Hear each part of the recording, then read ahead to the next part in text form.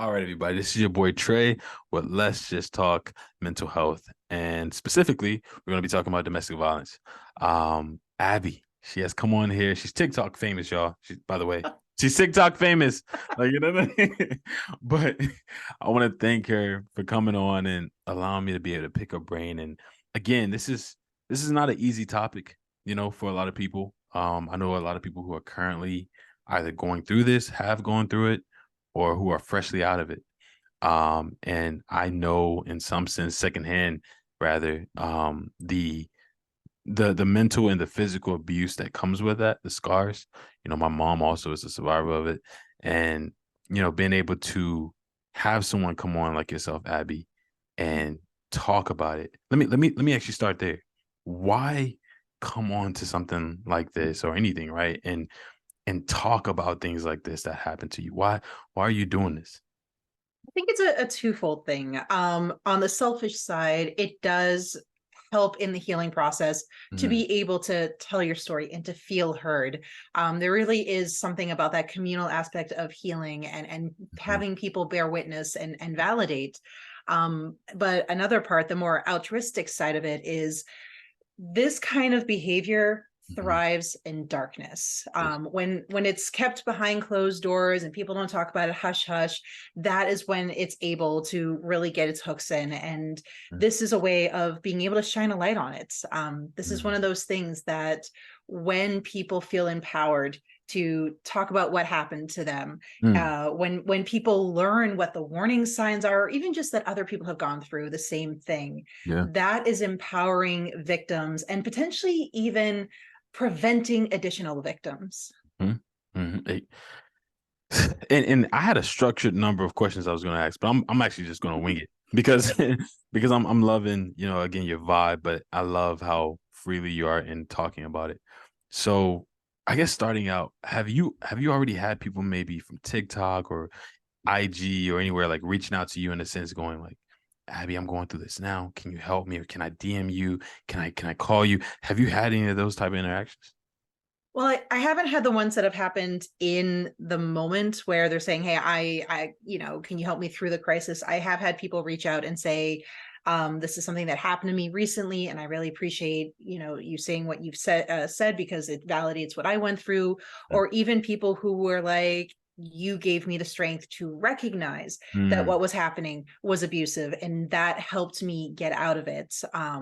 Which those messages, while I hate that people have mm, gone through that, mm, though of all the things I will ever get messages about, that one means the world to me. To mm. know that, I don't get to go back in time and get rid of what happened to me. Yeah. But if I'm able to help other people in their situation, I really can't even put in words how much that means to me. Come on, man. Come on. That's I know how you feel because again, in some sense, providing these groups and communities that I have, people have said the Mhm. same thing. It's like, man, I've met this person in the community, or you have given me a voice, or even just doing something like this, you've given me a voice and things like. So when you hear that, like you understand what I'm saying, right? I mean, like it it Oh yeah. it, it pierces your heart. Like it's like it's better than any amount of money. Mhm. It's better than any amount of you know accolades or things that you could be given because it's truly, a level of genuine help, that fresh type of help of not expecting anything else. I just want to help you. Yes, knowing that you are having that kind of impact on somebody and a positive impact, I mean, I feel like it's why, that's what brings meaning to life. Yep. Oh my goodness. Yo, I like you. Abby, I like you. Like Thank you. I like you. Seriously. Like all right, let me ask you this because this Mhm, question is in my head. You personally going through domestic violence. mhm. Did you know that you were I guess did you know that you were going through it when it started? And if not, how long or what did it take for you to finally realize like, okay, this isn't right? It really took a while. The mental gymnastics that I Mhm. went through to justify my then partner's volatility and disrespect, and increasing in that volatility, Mhm. the mental gymnastics I did to try to explain it, and usually blame it on me, are otherworldly. Like, if there were Olympic games, I would have gone for gold every time. like um and the mind game aspect of it messed me up so badly, where even though the reason why I left was that, just, a culmination of things that happened all at once in this, Mhm. culminating in this one last FaceTime, where, cutting all the way to the end, where he yelled at me for crying for the last time, and that was enough for me to get out of it. Even then, I was so discombobulated, I barely knew my up from down. And Wow. it really wasn't until, I'd say, a week, 2 weeks after the relationship, I'm trying to get my footing, I'm talking about what happened, and a friend would say offhand, like, oh yeah, that was narcissistic abuse. Or I would talk about things on TikTok, and I'd have Mm. people in my comments being like, wow, that was narcissistic abuse. Wow. And it even took my own therapist calling it what it was, Mhm. for me to go, no, you're right, this is, Yeah. you know and then I would learn that a lot of what was happening was classic narcissistic Mhm. abuse. Mhm. But it took a little bit, because yeah, a lot of the mind games were designed to have me doubt my experience, and not only doubt my experience, but play into that part where I was blaming Yeah. myself. Yeah. Mhm. um and so it took a while, for me to see the light. Wow. Wow. Wow. Wow. Wow. Wow. That okay. So it let me ask you this. When you were going through it, Mhm. I'm not sure if perhaps you share some of your experiences with like family members, friends. Were you talking with people to kind of letting them know what was happening, and were they in a sense warning you or kind of trying to get you to realize what you were going through, but you were denying it? How did that look? Yeah, it's you know, a lot of what my friends would get would be that mental gymnastics side of me reframing it in some way of like, oh, this is how I'm learning, to communicate better, and this is how I'm learning to do this and that better for him.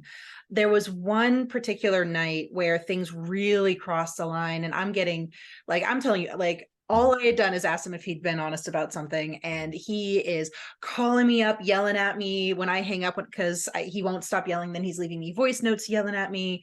Mhm. And I'm very happy that I had enough wherewithal to screen record that particular, well, one of the voice notes of him yelling at me, sending it to friends. And even then, I'm sending it going, can I get a vibe check? Mm. Is this okay? And, that I had a few friends really put their foot down and say, Yeah. this is not okay. Yeah. You need to get out.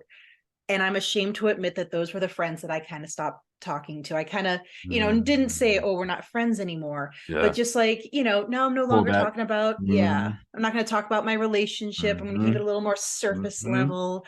The people who were telling me the truth were the ones that I shied away from.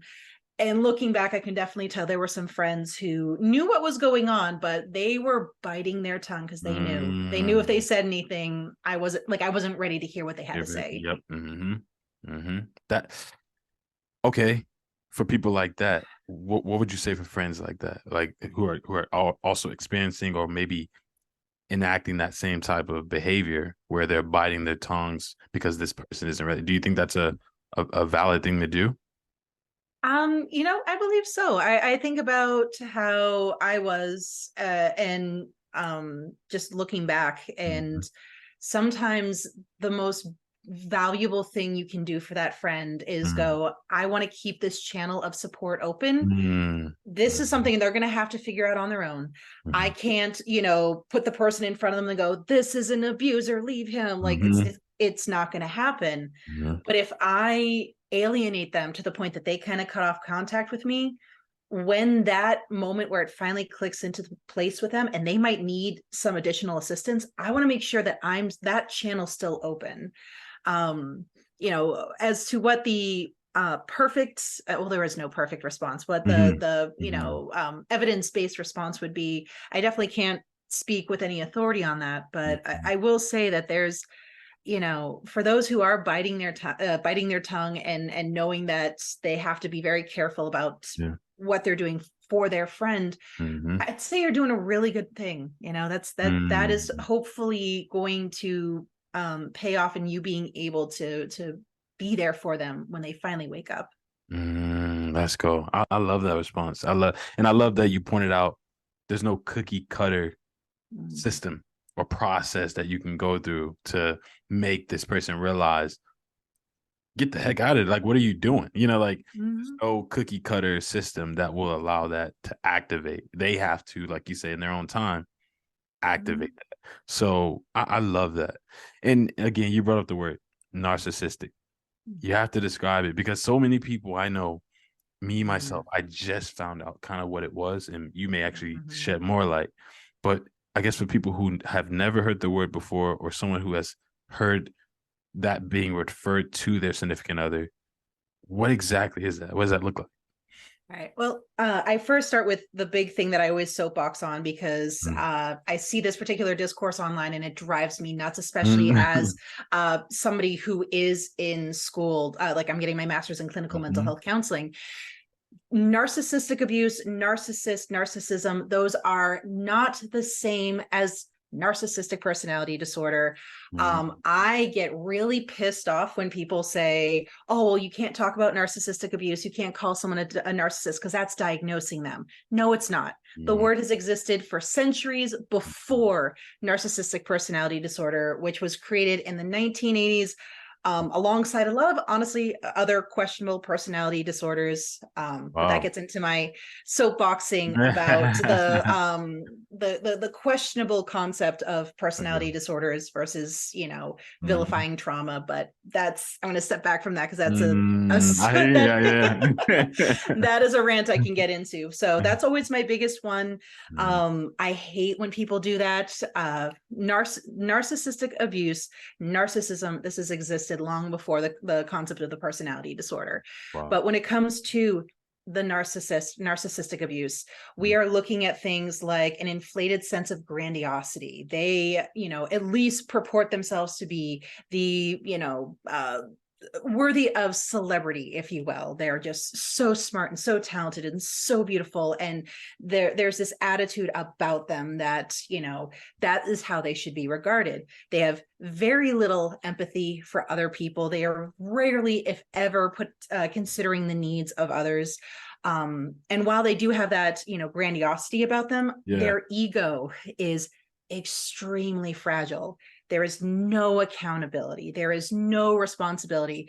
You could watch them, throw something on the floor and shatter it and say, hey, that really upset me when you threw that thing on the floor and shattered. And now you are going to get an absolute rampage of like, oh my God, I can't believe you could have said that about me. I Mm. didn't even want to put that on the floor, but you made me throw that on the floor. That like Wow. that kind of deal. Mm. There's a concept that is part and parcel of narcissistic abuse called DARVO, which is deny, accuse, and reverse victim and offender, which is what they will do if you're ever trying to confront them. They'll deny it, they'll accuse you of something, and they'll try to do that uno reverse. So now you're the offender and they're the victim. So the Mm. DARVO is a huge element of it. You'll see a lot of what's known as gaslighting, which is just that manipulation to the mind games to make them really doubt their own reality. Yeah. That kind of, to use that same analogy, they threw something on the floor and it's like, what are you talking about? I didn't throw anything on the floor. That got knocked over. What are you Mm. talking about? Are you okay? Like, are you sure? Um, you sure that's not your trauma that just assumed that I had thrown that on the floor? That kind of Wow. deal. Mm. And that's just, that's a lot of scratching the surface of what you'll see out of the narcissist. But yeah, the idea of, some people will imagine narcissist, the narcissist, Mhm. like the Greek myth narcissist, where they're just gazing at their reflection all day. Yeah. That it's so much It's more so than much more that. than that. Yeah, yeah, exactly. Because that's what I thought. I was like, I was just an egotistical guy. But Hmm. as you're describing this, I know someone right now who I think they actually were exposed to it, but Mm, it and it caused so much damage to where they're now, man, I think I would love for her to talk to you, but mm, they're now like so sensitive and like everything they do they feel like they're wrong. It's like Mhm. it's as if they've committed the great sin. It's like calm down. You're completely fine. It's fine. You can cry. You can Yeah. cry. Then There's you've a lot of experienced. walking on Yeah. eggshells. Hmm. You become the person who is so nervous of your every move. I remember that even with myself. You just become this timid little shell of Yeah. who you used to be, Yeah. and it is entirely because that narcissistic abuse whittles away at you. Can someone hopefully have a relationship with someone that's a narcissist, or does that person that's a narcissist have to completely obliterate or acknowledge and obliterate that? Okay, can you get rid of it? Let me ask that. Yeah, like is that something? Yeah.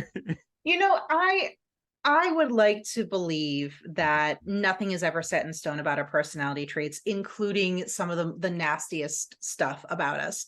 Unfortunately, that does involve a heavy layer of deconstruction, being able to really stare down those demons, which any of us who've been through trauma recovery, therapy, just, really trying to improve upon ourselves know that that is so uncomfortable. And sometimes it is agonizing to Yeah. do that because it also means taking inventory of, Mm, yep, these are the things I did. This was the times that I was kind of really shitty. And like maybe I can trace it back to certain origins, but that doesn't change the shittiness. yeah. Sometimes it means confronting fears that we have been running from literally our entire lives, like childhood traumas, insecurities that we've had since we were kids. It Mm, is messy, ugly work. And all of that is antithetical to what a narcissist does. And a yeah. lot of the narcissist behavior is shame evading. They're trying to run away from shame. That's the whole reason why they can't even own up to throwing the vase on the floor, because there's too much Yeah. shame in that. Yeah. So Mm, I do, there are people I know through TikTok who are very open about how, they were, and still are narcissistic people, but they are working so hard to deconstruct it. So I do believe it's possible, but not unlike the victim having to figure it out on their own that yeah. they're in an abusive relationship. The narcissist has to be able to go, oh yeah, this is me, this is Mm, not okay. i hmm. gotta I gotta do stuff to be better. I've got to make myself better. And that the likelihood that they will ever confront that is slim to Slim none. to none. So while I say that, there could potentially be hope, Yeah. I would say the odds are not in anyone's favor in that Hmm. regard. And Hmm. it has to be, not to make the Hunger Games reference, because I know the newest Hunger Yeah. Games movie is out. But the odds are just ever not in your favor. Yeah. Yeah. And it has to be something the narcissist figures out. You can never make them see the light. That, if anything, it's just going to get really nasty for you to try to help them out in that regard. Okay. As you're sitting here, I can only think about what you're saying in regards to narcissists that are listening to what you're saying, right? Like your content, everything, Abby, is just, you're slamming them. In a sense, you're exposing them, and then you also slam, like there's no mercy in your content. I see Yeah, it. it's, in some ways I'll be the first to admit that it is a little bit of a reaction against Hmm. nearly destroying myself trying to help my ex when the ex was my boyfriend.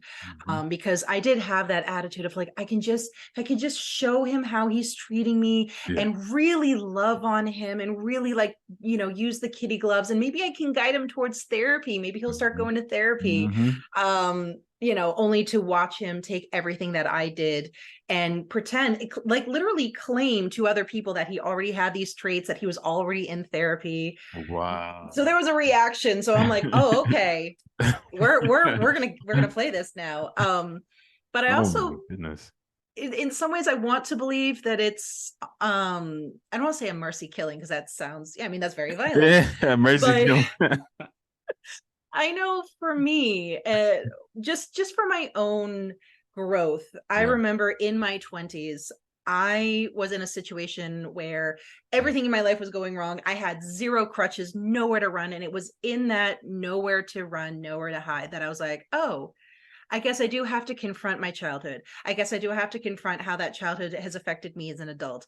I guess I'm going to have to start going to, Al-Anon meetings and therapy Mm-hmm. and figure my shit out. Mm-hmm. So in some ways, removing all, like, really just taking off the kitty gloves, putting on the boxing gloves. Mm-hmm. It's like, Mm-hmm. maybe for some of these people, there will be no place to hide. And through that no place to hide, they'll be able to go, yeah, you know what? Maybe just maybe I should be working on that on myself. And and, Mm-hmm. and if that's not going to happen, then I'm happy to make them as uncomfortable as possible. Let's go. So in a sense, you've become a shield to a Mhm. bunch of people that are, and not just, we're not just talking about women here. We're talking about men as well. Oh Like yeah, we're talking because about all. oh yeah, because it doesn't know any gender. Yeah. Narcissistic abuse, I one of my friends actually, he's just the sweetest human in the world. Mm. A little bit of that more doormat personality, which is unfortunately, like, that rings the dinner bell for a Yeah. lot of narcissists. Like, Hmm. oh, you're a doormat. Tell me more. Yeah. Yeah. Hmm. He went through hell with his Hmm. narcissistic ex-wife, so it knows no gender. Yeah. Truly knows no gender. That's what I love about you. You again, you speak to you speak to the general crowd. You speak to the norm, and I love that about you. Your content, again, it has no name, it knows no Mhm. color, it knows no face. You're exposing, and I love it, right? The mercy killing, as you put it. Like I love that. Like that is so unique in the way that you did that. Let me ask you that in terms of you posting content. Do you ever get nervous about some of the things you say? Like, are you ever like, should I put this? Do you ever hesitate before you post, or is it now just a matter of like, boom, boom, boom? I mean, these days, the fear has been burned out. Nice, nice. There was a period of time where, especially right after I left my last relationship, a lot of Mm, people knew who I had last dated. So yeah. even though I Hmm. wasn't naming names, the fact that I was talking about abuse and talking about the abuse that I had just experienced, you don't have to be Sherlock Holmes to put two and two together. And I knew that there were a lot of people who were kind of watching and being Hmm. like, okay, prove you're the crazy person, prove that, do slip up in some way so we can point to that and go, see, she's the He crazy was bitch. yeah, Like, yeah, yeah. she was the abuser, Mhm. not him. Wow. So that made me very, very nervous. There were a few times where I would be a little more higher emotion in a video I would make, and I would watch people like hone in and try to compare it to like the last internet drama that Hmm. happened, which was like, oh my God, I cannot believe you are comparing the abusive relationship that I just got out of with Mm. that internet drama. This is not tea. This is my Yeah, fucking life. exactly, My exactly. apologies for Yeah, swearing there, but yeah, yeah. No, I got you. and there was one period over the summer where I got really just on edge because Mhm. again, despite not ever naming names, Yeah. I was threatened. I was threatened multiple I was gonna times. ask. I was gonna ask. Yeah. Mm-hmm. Uh like full on, these very like scary sounding emails Yeah. about how you need to do X, Y, and Z, and you need to say that the abuse never happened and you made it all up, and you're gonna Wow. delete all your videos, and you're gonna send a personal Wow. apology to your ex, or we're gonna press charges and we're gonna sue you. and What? and that was the time where I went, okay. At first, I was so scared out of my mind because I mean, you don't, especially if you don't have a legal You know, background. legal background. Yeah. Yeah. But I am so grateful that I had just an amazing group of people who had legal backgrounds. Some people who Nice. were willing to just talk with me about like, hey, this is actually what might happen. This is letting me know how unlikely Mm-hmm. it was. Like, even if anything ever went to court, like, hey, you file for discovery, and that means they have to prove that you're lying, and all you have to do is like, you have receipts, you're set there, and then the case is Mm. gone. Nice.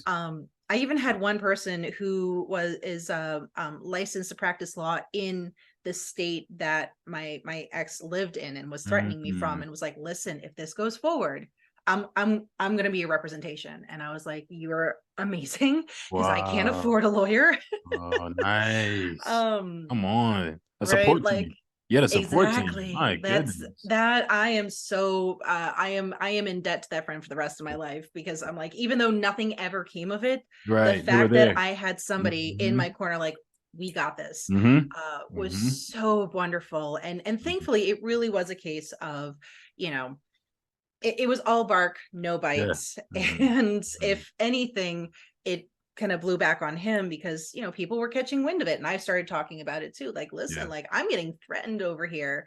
And you know, there's a concept known as the Streisand effect, Mm. Hmm. which very, very quick and dirty on the Streisand effect, which is the more you attempt to basically use legal means to cover Yeah. something up, the more you're drawing attention to it. Like Barbara Streisand had Wow. sued to get a picture of her house taken down from some archaeological survey, and Yeah. it went from 6 people saw the picture to Mm. millions. Millions. Yeah. Yeah. Yeah. So Wow. that was kind of what was happening. And then after that, I was like, I literally got threatened Yeah. to get sued into oblivion, to have charges pressed against me. If I can survive that, Hmm. I am not scared anymore. Come on. Yeah. Yeah. And you know, there was some additional stuff, like I would learn some additional details of things that have happened to Mhm. people local to him, which also just burned out my fear. I'm like, okay, no, we Mm. want to play, we're gonna play. You're gonna play. Yeah. Yeah. So after that, it's like, you know, when you've been to hell and back, what's Come on. Yeah. you know, what's a few issues on the If mortal you world? So exactly. Hmm. Oh my. I know where you're coming from. I know where you're coming from. mhm, The aspect of you going into therapy, right? Because mhm. you're now you said you're becoming a licensed therapist. Yep, slowly but surely. So so you've had therapy before. You're now Mhm, trying to become a therapist. mhm. Did this situation of, going through this domestic violence or abuse, did this in a sense push you into therapy? Is this the reason why you got into therapy in the first place? So thankfully, no, although I'll definitely say there's been a lot of therapy sessions devoted to it. Mm, mm, okay. Yeah. I first got into therapy back in my 20s, when my life was upending on me, and a few Mm, things that were happening was my father was dying at the time, who oh, was a very abusive man. My mm, marriage was falling apart. I was realizing I didn't want to have kids. Like all of these things mm, all at once just mm, collapsing in on me. yeah. And that I was like, I have no choice, I'm drowning. And so that's when I Mm, started therapy.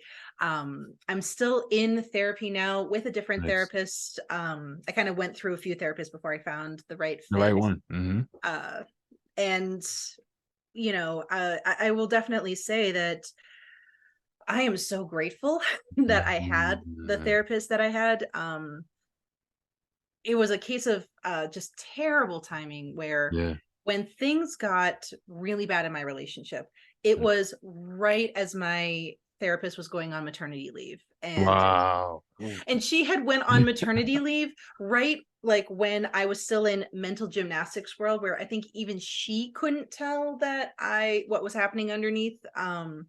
But oh, not even a week after she went on to maternity leave, that is when things got really bad. That's Wow. when I'm starting to get yelled at. That's when I'm getting this like really like the mask has completely fallen off Yeah. thing, Yeah. basically. Hmm. And I was just over here like, and I'm not seeing my therapist for another 3 months. Yeah. Okay.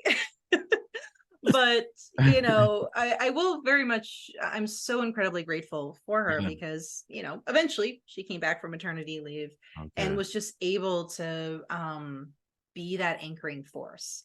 Wow. uh there were Wow. a few, you know, she's a big fan in making sure you validate anger and not try to just like, you know, manage it away.